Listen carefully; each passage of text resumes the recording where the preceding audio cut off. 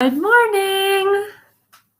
I am so excited to get into day 3 because this is kind of the nitty gritty. This is the stuff that most people are super excited about.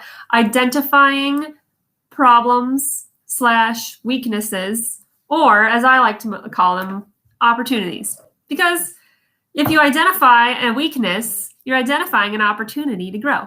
But before I get into that, let me say hello, say good morning. My name is Andrea Orem. I am a music specialist. I'm a vocalist. I help people who are speakers and singers use their voice healthily and confidently so that they can really accomplish the goals that they have. So sometimes it's just being able to sing in tune and enjoy using their singing voice with their family. Or for some people, it is being really confident and using their voice well with their clients. I have some students, I guess you could call them, or clients for my coaching, who are coaches themselves and they're talking all day. So they want to make sure that they're using their voice really well so that they're not going to lose their voice all the time, for example. So I work with a lot of different people, but that's kind of what I do. That's where I come from. And I love being able to help people do that. It's really fun for me to be able to just listen to someone talk or listen to someone sing and go, oh, there's one of their areas of growth, one of their areas of opportunity. So that's a little bit about me. If you like what I talk about and you want to hear more, you can go and subscribe on YouTube. I have stuff over there that you can't find anywhere else. So that's kind of a little fun fact, win-win. And if you want to subscribe, that's pretty awesome because then we'll do a giveaway once we hit 100 subscribers. So that's super fun. I love giving free stuff and it makes my day. And I know that Happy Mail, fun things for people, makes other people's day too. So with that, I'm going to quick share this to my group.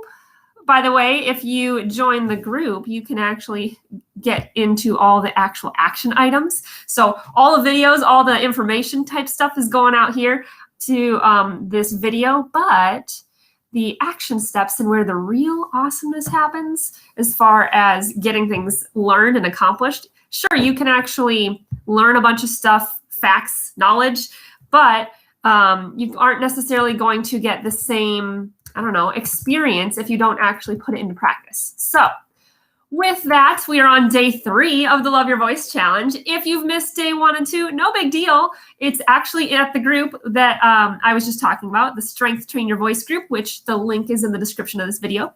So you can go check that out and do days 1 and 2. No rush. You're not behind. You're right on time, as I like to say. You're in divine timing. But today I'm on day 3, and day 3 is identifying weaknesses, aka opportunities or areas of growth. So today we're going to talk about a couple different problems that I hear when I listen to people speak or sing. Because like I said before, I can listen to someone speak or sing for just a minute or so, even like 30 seconds, and I can tell you, oh, I bet after about an hour or 2, their voice gets really tired. Or, wow, I bet their throat feels sore after they are done singing for, a certain amount of time, for example.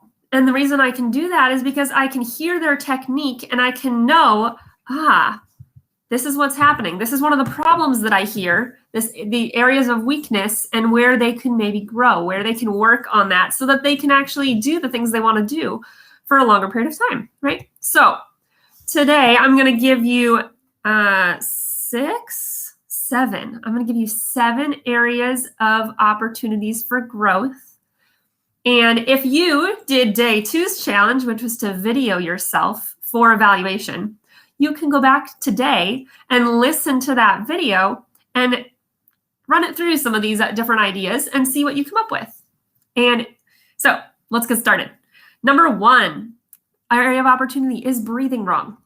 If we have a really shallow breath, then we're not going to have as much support for our voice because the voice is fueled by breath. Number 2, not practicing correctly. I see this a lot actually with students who maybe just take one lesson here or there and they have a lot of time in between lessons because lessons are what, develops habits. And when we develop habits, we can develop them right or we can develop them wrong. So that's one area of weakness I see is the not developing the habits well. So that's a big one. Number 3, speaking or singing too low or too high for your voice type. So I talked a little bit about this in the group coaching last week, and that is the recording of that is in the group, in the guide section for the Strength Train Your Voice group. So check that out if you want to learn more about that. I talked quite a bit about it, so I'm not going to go into detail today, just for the sake of time. All right, but you can learn more about that there. If you are like, I wonder exactly what that looks like. We did some examples in that group coaching. Number 4, speaking or singing too loud for too long. Loudness isn't necessarily a problem. Volume isn't necessarily a bad thing, but anything out of moderation or more than moderation can be a bad thing.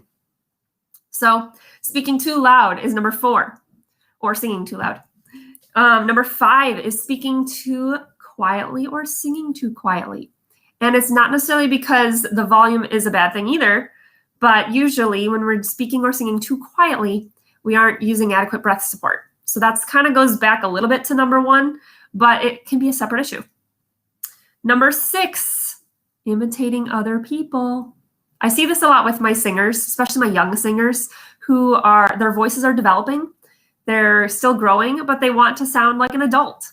And I have to kind of educate them about the areas of growth that their voice still needs to go through in order to sound a little bit more like that, and encourage them in using their healthy voice as it is right now so that it can grow and that they don't hurt their voice in any way. And then the last one, number 7, is not eating well. Some people may be like, how does that make any sense? But if you think about it, your voice is a muscle and your throat is the house of this instrument. And so if you're going to eat things that are not necessarily helpful for it, A, it's a muscle, so it's going to respond to that just like other muscles in your body. And B, the throat is right where all those foods go through. So sometimes that can be unhelpful when you're getting ready for a performance or getting ready for a speech or something like that.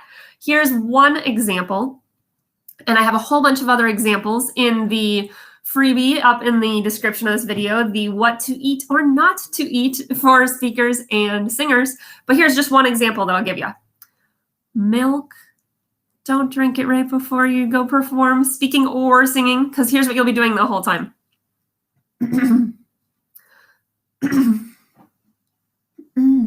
I need a drink of water. And because dairy in particular can kind of coat your throat and make you feel like you need to clear your throat.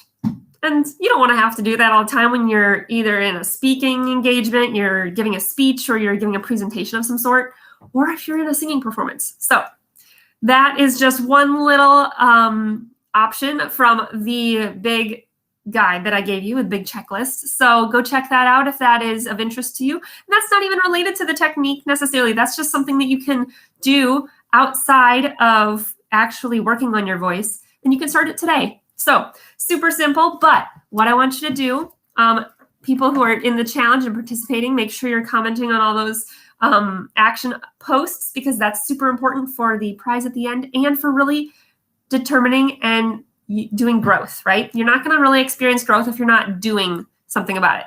You can take in all this information, you can learn all this knowledge in your head, but until you actually apply it, you haven't really grown. You haven't really learned it unless you've started to apply it. So make sure you're doing the action items. I'll get the rest of the action items and make it super clear for you in the post later today.